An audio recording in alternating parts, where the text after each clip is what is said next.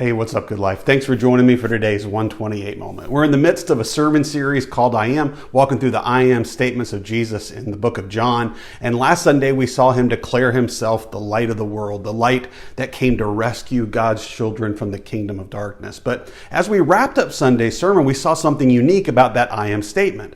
We also saw that you and I have now inherited that mission from Jesus. We saw at the end of our passage in John chapter 9 how Jesus told his disciples that he's the light of the world as long as he's in the world. But then we also jumped over to Matthew chapter 5 and saw that Jesus told his disciples, and really us, that we are the light of the world now. So that we must let our light shine before men so that they can see Jesus in us. So why did Jesus mention this light of the world in John chapter 9? Well, it's all because of the story that's about to follow. And I want us to see an essential truth in that story for our lives as we seek to be his light in this dark world. So let me tell you the story before I reveal the essential truth that I think we need to take away. As Jesus and his disciples, as they're traveling through Jerusalem, they passed a man who was begging by the side of the road, a man who they knew had been blind since birth. And the disciples asked Jesus a question in this interaction that arose from this debate that was really familiar in Jewish circles. They asked Jesus who sinned, this man or his parents, that he was born blind. You see, the Jews in Jesus' day, they believed that God gave good things to good people. So the inverse of that is true as well. If that's true, then someone had to sin big time for a boy to be born blind.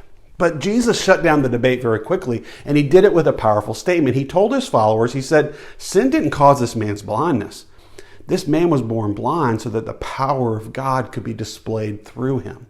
Jesus was saying that this man's struggle was going to be a powerful part of God's story, and not just because of what Jesus was going to do for him, but how Jesus was going to be seen through him. Jesus walked right up to the man.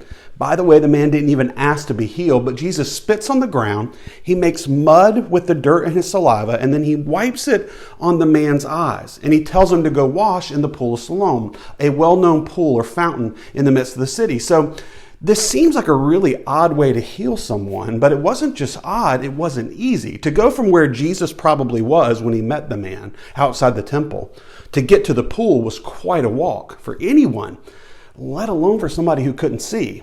But the blind man got up, he did what Jesus said, and he went and he washed his eyes in the pool, and miraculously his sight was restored. Now, when his neighbors discovered that this man who had never been able to see could now see, they asked him what happened, and the man described his encounter with Jesus, but he recognized he never even knew the man's name. They never had a conversation. So the neighbors took the man to the Jewish religious leaders so that they could hear the story as well. And this story had one important detail that we haven't talked about yet. This miracle happened on the Sabbath. Jesus healing on the Sabbath was one of those triggers that really got the Jewish religious leaders going, because they viewed even amazing miracles as violating their blanket ban on working on the Sabbath. So this sets off an official hearing where this man who was once blind and now could see, he's brought before the religious leaders to find out what happened. And they wanted to know who healed him, but the man didn't know. He didn't get Jesus' name. They questioned how this nameless sinner who broke the Sabbath could perform such a miracle. And the man responded, how can he be a sinner when he performs such wonders? He must be a prophet. And then the religious leaders even questioned whether the man had ever really been blind at all. They brought his parents in, and they basically pled the fifth, going, don't talk to us, talk to him, because they didn't want to get the wrath of those angry religious leaders. And in the end, when all was said and done, this man simply gave a testimony that said, this one thing I know, I was blind and now I see. And I realized at this point, this man had never even really had a conversation with Jesus. And he didn't even know Jesus' name. And yet he'd experienced the reality of who Jesus is. And he was having the only reasonable response. He was responding to belief. Now later on, he saw Jesus in the city, and Jesus revealed his identity to the man who he'd given sight to. And the man believed Jesus was the Messiah, and he worshiped Jesus on the spot. But remember, you and I are talking about this story because you and I are called to be the light of the world. And there's a truth here I don't want us to miss, because sometimes we shrink from that role because we believe we don't know enough.